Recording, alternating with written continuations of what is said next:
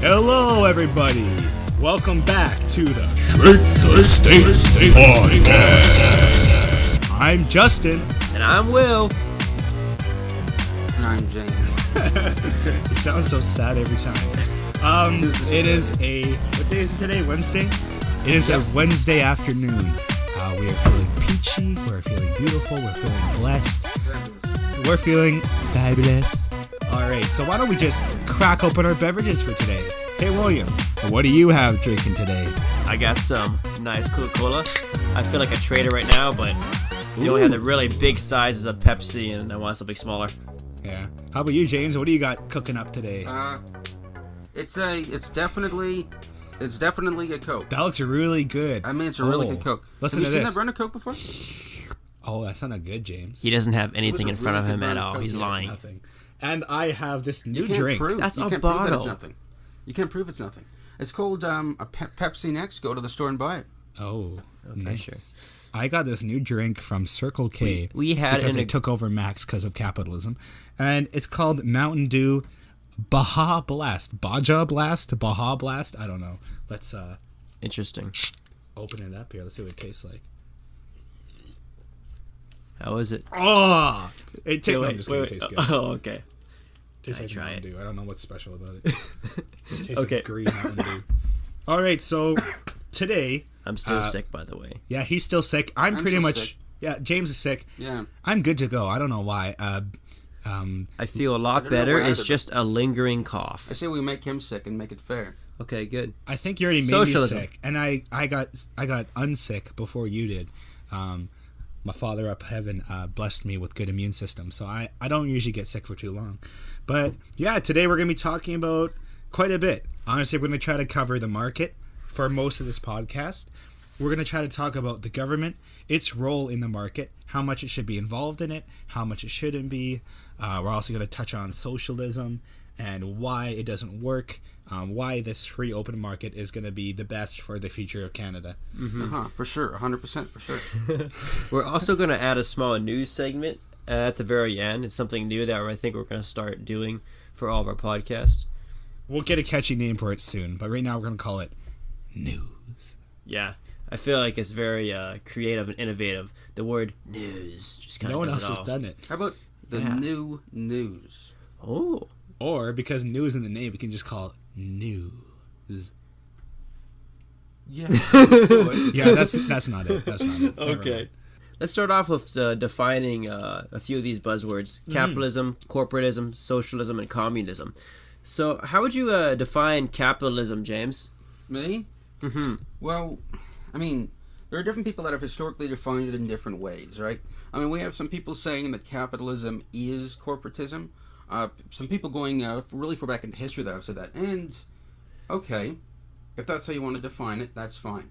When I say capitalism, I mean free markets. Okay? That's all I'm talking about. Free markets. And I know some people say capitalism isn't free markets. Whatever. It doesn't matter. Point is, I'm talking about free markets. Yeah, Sure. exactly. And if it's a free market, that kind of means that it's not owned by the state, where it is in socialism. Everything's owned by the government, the state, or the leader. In capitalism, it's all controlled by private owners for their own profit rather than the state. Okay, and our next word would be corporatism.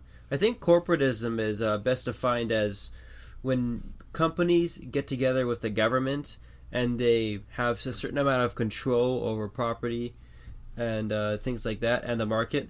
So a perfect example of corporatism, I think, would be, well, I don't know, the taxi cab company. When the taxis got together with, sorry, what was that government branch though that they used? It was MPI. MPI, that's right. They got together with MPI, and they made an agreement that they weren't going to allow Uber in, just because it would put people out of the job. Well, I understand why they want to defend their jobs and all that, but that's kind of a classical version of corporatism right there, I think. Well, yeah, I mean, corporatism is just socialism in reverse. That's it. Look, socialism is when we take from the rich, we give to the poor, right? Robin Hood tactics. Except I'm not going to. Some people would say Robin Hood was actually more pro-free market. We'll talk about some of that time. My point is, it is the Robin Hood version, right, of the market. Right. Corporatism is we take from the poor and we give to the rich. Essentially, we get together and we give the corporations tax breaks. We give them control over what can and cannot enter the market, and we allow them to increase prices while decreasing value. 100%. So it's just reverse socialism. I have a question. I want to play devil's advocate here. Yeah. Sure. I want to say an argument that socialists often have against capitalism. Sure. Basically, what we would argue, not me, what they would argue is that capitalism is like establishing power in the hands of a minority capitalist class. Basically, the majority of the working class doesn't agree with it. It prioritizes profit over social good and natural resources in the environment. And basically, they're saying it's a big engine corporation. It's these big top brass guys that have all the control rather than the people. Okay. Does anyone have anything to say about that besides me? I just think that competition is the best way to progress society. Competition is the best way. Well, I mean, that's the thing, right? Like, I'm again Canadian. Innovation through competition. Sorry. If it was all controlled by socialism, there's not going to be any competition. They're controlling everything. Yeah, and so what the market does is, and I'm sure you've heard this 100 times before, but the market creates competition, and competition creates quality for the best price, creates innovation, progress, leads to a healthier economy. Progress. What did I say? That is, make that progress. What did I say? Progress. Along with Progress? Yeah, progress. Let's put the progress with the epithy. Yeah. We'll add that to the list of 100% William for mistakes. sure. I'm making my own dictionary, guys. Williamisms. Look for it on Amazon. I'm going to sell it. It's going to be called For 75 cents, because no one will buy it. Williams Dictionary of English Words. I'd buy it just to use it as toilet paper. Yeah. Oh, well, okay. Well, that would go with everything you write, you know. I mean, I'm not being very particular. So for me, I do agree that there is a lot of money in the hands of the elite, but the problem is that the majority of people are stupid. They're stupid. They don't know how to manage money. When we give people a lot of money, they blow it. We know this because we look at the lottery winners. They're insane. They wind up in more debt than they were before. Exactly. We don't know how to manage the money. The rich have gotten to where they are because they know how to do what with their money. I mean, yeah, exactly. And okay, maybe they might have been to law here or there, but they couldn't have risen to the top without knowing what they're doing. Donald Trump is a good example of that. That man right now, his net worth is about $4 billion. He fell into debt many times. He fell into bankruptcy a couple times too. He bounced back. He's a smart guy. Honestly, people, you can think whatever you want of his personality. He's a smart guy. Yeah, he knows what he's doing when it comes to the business side of things. Obviously, when he came running for president, we're all like, okay, well, how much does he know about policies and stuff? But economy, business, that dude knows what he's doing, and that's what you gotta. We also have to make sure we know how much power they're giving. But on the other side, socialism, they have all the power. Like with capitalism, it's a decentralization of power because you have competition there. So whatever's best is going to rise to the top. It's not like in capitalism, these guys have control no matter what, and you have to listen to every single thing they say. Like, the economy is going to grow because of capitalism, because of the market that's out there, the free market. There were a couple of things that I do want to address real quick, and that is the alternative to a few people having that much money and control of those jobs and corporations is that if we give that to the people, they won't know what to do with it, and we'll just run it to the ground. As for it actually, as for damaging people, I really don't think it does that. I mean, we can choose, as people, we can choose exactly where to, we can choose alternatives, and we usually do. We usually choose fairly well. I mean, if we knew that in Canada that people were being terrible to their employees. Okay, look, Delta is the perfect example. They lost a majority of their money and they almost went under overnight for treating a customer wrong. Yeah. So that's the amount of power the consumer has. Now, you might want to say, well, what about sweatshops and all that? Well, here's the thing. They didn't force them to go into these jobs, these minimal conditions, these people chose to because it improved their lives. Before, they were making next to nothing. Now they're making more. And if you take that away from them, they're going to go and sell their bodies because they will have nothing left. So it has actually improved the lives of the people overseas. I mean, the conditions are still bad, but if the conditions weren't the way they were, these people wouldn't be making the money that they are now. Yeah, exactly. I mean, the poor people wouldn't be. So I don't approve of minimal condition labor, but at the same time, you take that away, and what have you got? Mm-hmm. Exactly. That's a good point, actually. It's a really good point. And even just to add to Justin's point before about successful people becoming successful just because of their intellect, like, you can talk to any really rich, successful person that didn't inherit all their money in America or Canada, and it's because they made really smart decisions. It's not, there's an idea of the left where it's just like winning the lottery. It's just like getting lucky, getting rich. You can work all your life, work really hard, and for a lot of people that's true. They'll work all their life and really hard, and they'll still remain poor. And that's just because you're not one of the top few that managed to get there. Not everyone can be rich, that's true, but ultimately it's a better system that provides for more economic stability. And so every rich person that's become rich from nothing has, I don't know how to explain it, they just have this an elite type of brain that are just really good at managing their finances. Yeah, I mean, if you're on EI and you're spending the money on alcohol or a parrot or a PS4 or video game, wait a second. You might be making the wrong choices, and you might be a very, very dumb person. My brother is referring to himself, by the way, when he's saying that. He's the one who made all those dumb choices. Exactly. But yeah, just look into any really rich entrepreneur that built up their fortune from nothing, and they just made really intelligent decisions. They're very smart people. And if they're not, they won't succeed. A good example is this cafe bakery in Winnipeg here, Stella's, had lots of controversy because some people came out publicly as being harassed. Gay? No. As being harassed in the workplace, and the entire restaurant shut down. Mm-hmm. I can't remember how long it's been. I don't know. I think it was a few weeks. The entire restaurant was closed because of how much people were coming out and saying it. I know there was for sure 3. Mm-hmm. Don't quote me on that. There might have been more. There might have been less. I think it was around 2 or 3. But like right now, that company as a whole is getting destroyed. The vice president was fired. Like, I don't agree with that because it wasn't the vice president.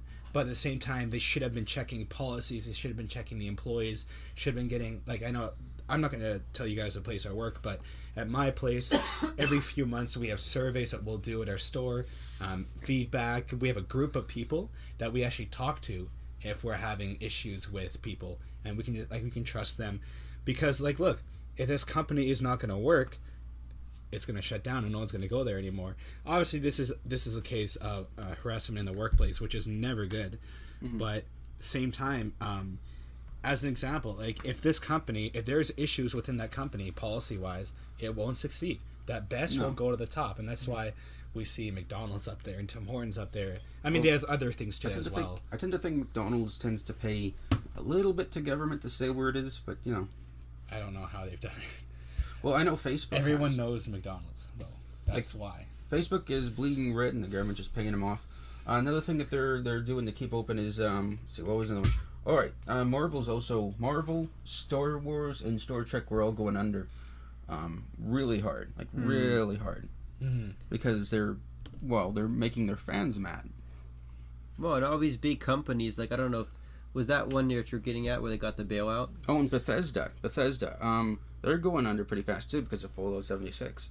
Sorry to cut you guys off there, but superheroes are for children. I don't want to see a 45-year-old adult in a theater watching Wolverine. What are you doing there? Oh, I'm a 45-year-old man and I wear a Batman shirt. It's meant for kids. Well, I prefer the intricate plot lines and the politics and religious debates that are inside a comic over watching a ball move across the court.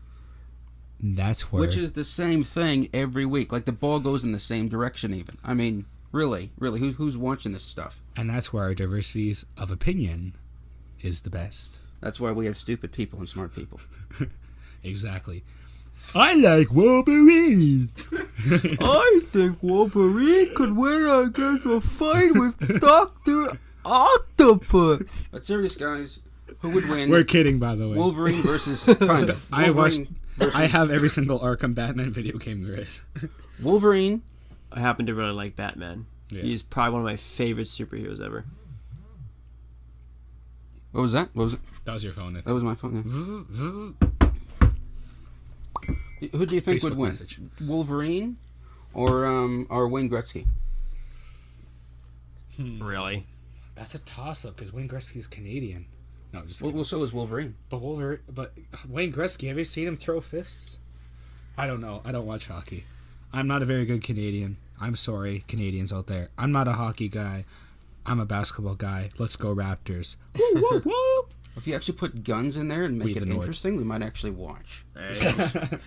Fair enough. You know, fair enough. Anyways, get back to here. We were talking about the definitions of these words. There are not enough deaths in hockey, just saying. That is true. Let's talk a bit about socialism, actually. Yeah, exactly. That's what I So was getting to. socialism, I think, is pretty clear cut. I think most people out there understand what that is. It's basically when they redistribute the wealth and resources. Justin, could you please not do that? Thank Sorry. you. Oh, no, please do that. Please, Okay. please. Oh, okay, go. Oh, my God. Okay. So socialism, redistribution, redistribution. I can't talk. Read. Of the wealth and resources to the people. Mm-hmm. And I think it's fair to say that every government system has a little bit of socialism in it. They have social programs. Canada has social programs. We have a lot of social programs. I think America has a lot less. It does with a country, just because a country has social programs, it doesn't mean socialism. You know, there's a thing though. Like I've had. It varies from opinion to opinion. Like I've had people say that Canada is a socialistic country. I've had other people say that it's not, and that a socialist country. A perfect example would be like Korea, Russia, or Venezuela, and it really depends at what line. That's something that'd be interesting to talk about. Actually, at what line does it cross where it officially becomes a socialistic country? Well, and here's the interesting thing, right? It's a mixed market, right? We have mixed markets, so we can't say it's fully capitalist, and we can't say it's fully socialist. So saying it's either is kind of misrepresenting it. Okay, so Even I guess places, even places with lots of social programs like Finland and Denmark and the Netherlands, and Sweden, we still don't call them socialist countries, even though they have lots of socialist programs. They're still I think we said in last podcast, they come out as we're not socialist. Yeah. Well, even places like India, there's still a bit of a market there. There's still businesses, but it's highly socialistic. Well, we could say whether it's more socialist, whether the market is more or less regulated. Yeah. And we Then can just the go in that definition direction. of socialism. So we could say that the market is mostly regulated in Canada and Canada particularly. It's very regulated. So it would be fair to say that Canada is leaning very heavily towards the socialist side. I think that's fair to say. Because if you said I'd lean toward capitalism, I would slap you with a hockey stick. It's not. It just isn't. And our last would be communism. So communism is kind of like a very extreme version of socialism. Sure, communism is the utopia. It's what I would shoot for if I could. It is a stateless, classless, propertyless, moneyless society. Which that sounds brilliant. Everything is controlled. So, as examples, right now, China, North Korea, Vietnam, Laos, Cuba. These are all communist countries. Well, they kind of lean more socialist, I would say. I don't think anyone's actually achieved full-on communism. I don't know. I think they're all communists because Kim Jong-un, would you not call him a communist? I think he's a communist. Well, how could you be stateless and lack monetary systems and still... I understand they call themselves communists, but China says that they are the Democratic Party. But they officially claim to be communist, though. They do. Yeah, so I'm not sure. Like Maybe it's kind of subjective. I would say it might be, but either way, like it's hard to define the difference between socialism and communism because I think it comes down to like the amount of power that the government, the parliament itself has, because it seems like every time there's a communist country, there's always a leader that's behind everything. Well, here's the thing, right? It's the transition that's tough. Because in the middle of the transition, where you're trying to you have to centralize, you have to have a central planner for these things to go through, and it's very tough to find central planners that are not going to abuse the power you give them. And that's the big issue. Another issue is how do you keep a place stateless, classless, without money, and all that? How do you keep it like that? And you can't organically keep it like that. Classes form, hierarchies form, lobsters happen. The lobsters, they're always inevitable. That was a reference back to Jordan B. Yeah, that was a reference back to Jordan B. Peterson in a case. So to prevent a state from forming, to prevent classes from forming, to prevent money and people actually using a market system, to prevent any of that, you're going to need enforcement. So you're going to have to infringe on people's rights. You're going to have to monitor people and make sure that they don't do horrific capitalist things like selling pencils. Yeah. The first thing I would do if I was a communistic dictator is ban flip-flops. I'm just saying. They're disgusting and I hate them. Well, Gucci flip-flops. I think the difference is lots of these people try to not, like you're saying, they try to not claim. You know what? Kim Jong-un claims that North Korea is not communist, but basically all the world's governments say, yeah, you're a communist country. I'm actually just reading that right here. They're saying Vietnam, they're saying Laos. I have to look into Laos, actually. But from what I'm seeing here about Laos, it's just saying, like, the country had been a monarchy, which is interesting. From monarchy to communism, there's probably socialism, like communism between. Like the country's government is honestly largely run by the military generals. It's run by the army, which I think would be horrible to put your army in control of what you do. That'd be a little scary. To be honest, I would not want that. I want them protecting me, of course, but putting them, they have the weapons. yeah. If they have the weapons and they're marching around telling you what to do, they're gonna do what they say. Yeah, it would be very horrible if you just had this community of official armed people that were patrolling against people making jokes. That would just be a terrible thing. Oh my goodness, that'd be the least. You know, like what if someone were to say have a pug that did a Nazi salute and they just arrested them? That would be terrible. Oh yeah, that's never happened. I think we already talked about it in our last podcast. Yep. I'd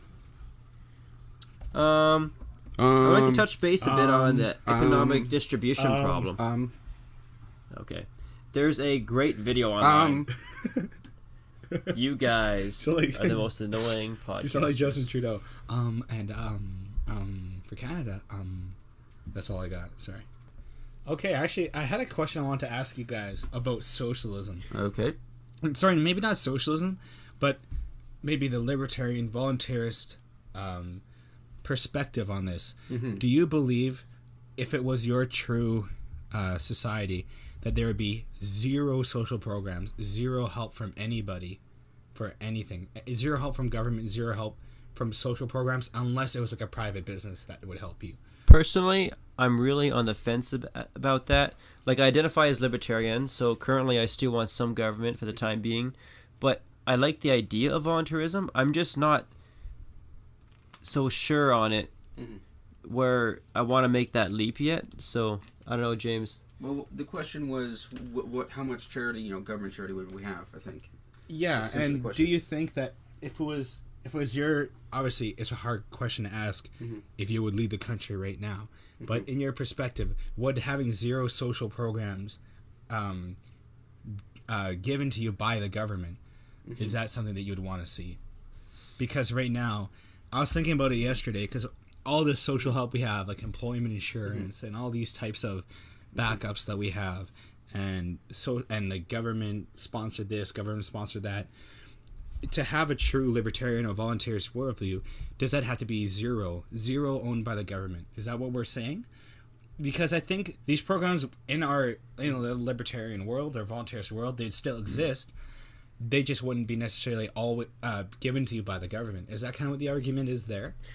If you're just talking about like charity, giving money to people, like social securities and unemployment insurance and stuff like that. Well, unemployment insurance, I think, can be achieved outside of the government.